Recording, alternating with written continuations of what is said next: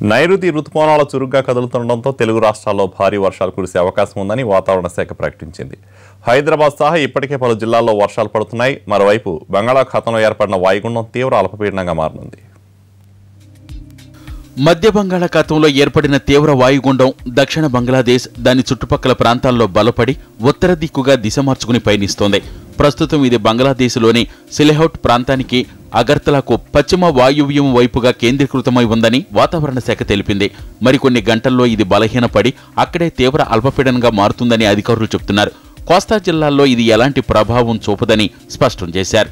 మరోవైపు అరేబియా మహాసముద్రంతో పాటు బంగాళాఖాతంలో రుతుపవనాలు చురుగ్గా కదులుతున్నాయని వాతావరణ శాఖ తెలిపింది. రానున్న 2-3 రోజుల్లో తెలంగాణ రాష్ట్రంలో విస్తారంగా వర్షాలు కురిసే అవకాశం ఉందని, 1-2 చోట్ల భారీ వర్షాలు కురుస్తాయని చెబుతున్నారు.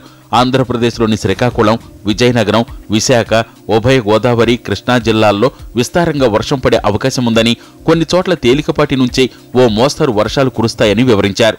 హైదరాబాద్లోనూ పలు చోట్ల వర్షం కురిసింది. మలక్పేట, దిల్సుఖ్ నగర్, మల్కాజ్గిరి, నేరేడ్మెట్, కాప్రాలతో పాటు చర్లపల్లి, నాగారం, కేసర తదితర ప్రాంతాల్లో జల్లులు పడ్డాయి. ఈ వర్షానికి పలు చోట్ల రహదారులు జలమయం కావడంతో వాహనదారులు ఇబ్బందులు పడ్డారు.